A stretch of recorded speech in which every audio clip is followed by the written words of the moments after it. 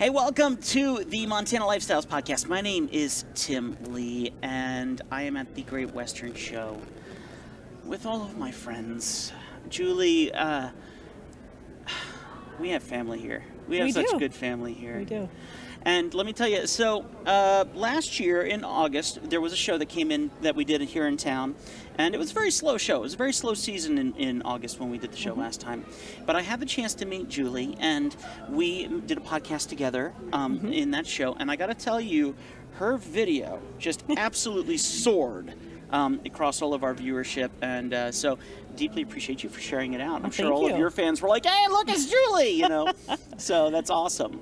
Let's talk a little bit about what you've been up to. How's the last couple of months been for you?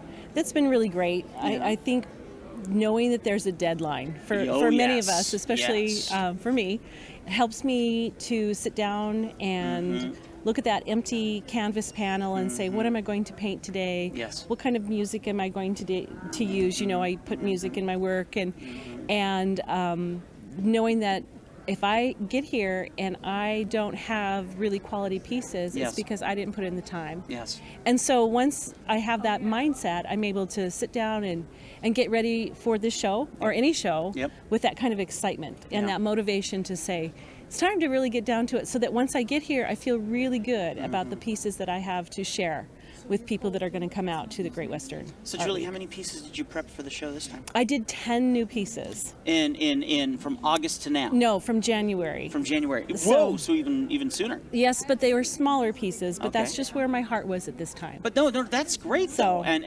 honestly, the thing is, for anyone who wants to be a starting collector, smaller pieces are more affordable. They can give you more opportunity. You can fit them in your house easier.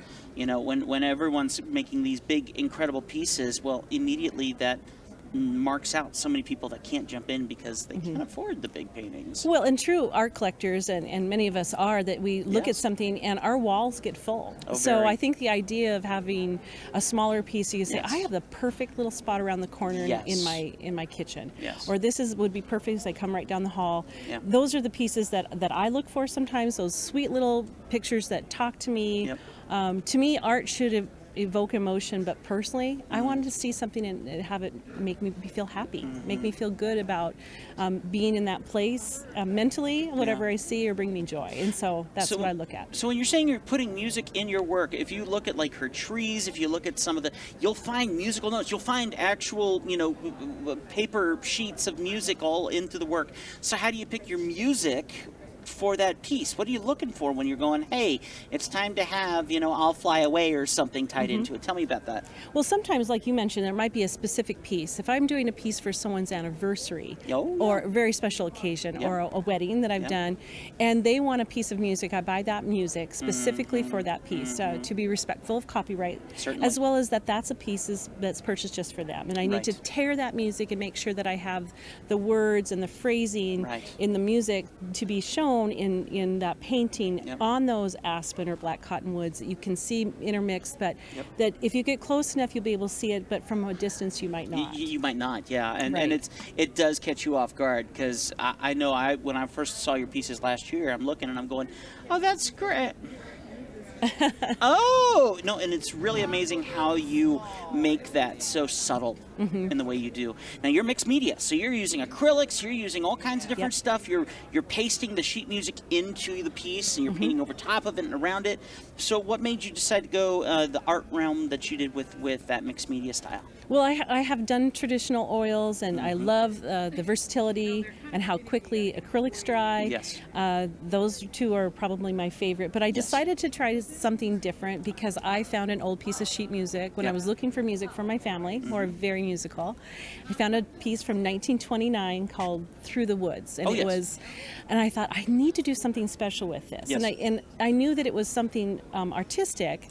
And that's when I started thinking about, what do I love? Well, I love black cottonwoods, I love aspen, I love fall, and I thought, and I almost think I see that anyway, and I feel that way when I'm out in Aspen Grove or in nature, and I choose a lot of classical pieces or pieces that have that lyrical quality to them.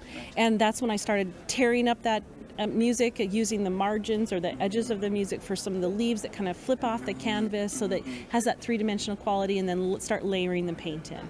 And that's the part that I really start to enjoy. And then when I step back from it, or I might take a photograph of it and say, what do I need for balance? So that as many artists can do, you can leave something out or put in an extra tree here or there, grow that tree, or stay true to your inspiration piece. Some are from my imagination, some are from places that I absolutely love that I've taken pictures from. Can you tell me what your first painting sale was like? Do you remember your first time you sold a painting? Yes.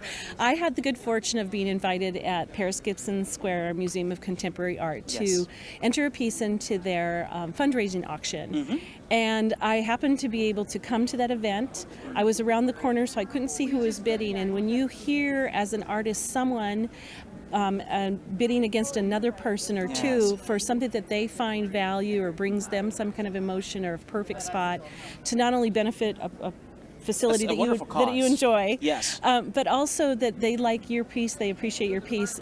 My heart was pounding almost out of my chest. And then a chance to meet the people who were able to secure that painting, have it in their home. Then they've had a few more to add to that collection, as they called it. And I think, how exciting if someone who is not your family member loves your work, appreciates that. It brings that honor and that feeling of really being humble to go, that's wonderful. Because I know if a piece connects with me, that's because I'm creating and it was fun to do, and I step back from it or I look at it and think, well, that's beautiful. Or that it didn't work out, or whatever. But whatever that connection is, or this piece makes me feel sad.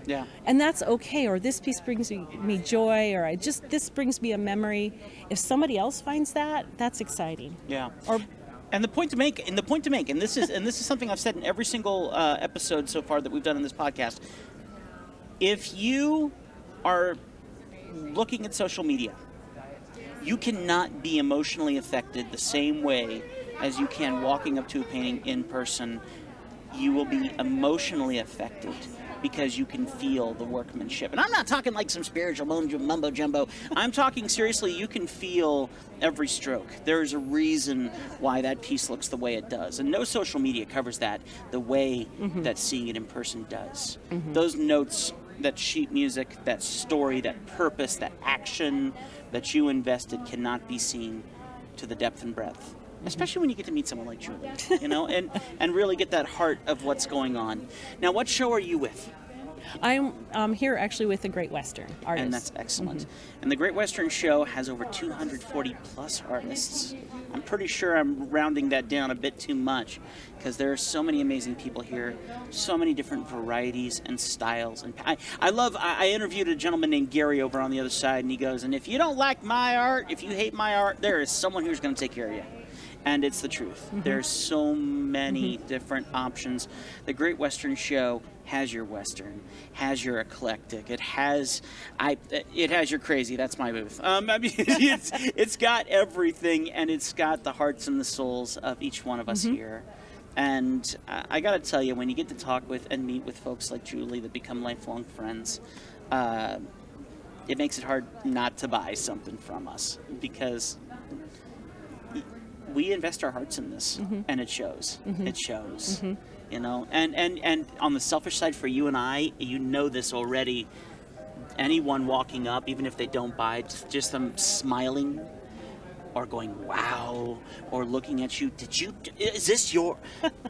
I'm telling you, folks, that is the most selfish, enjoyable feeling ever. I love it. And we got that for sure.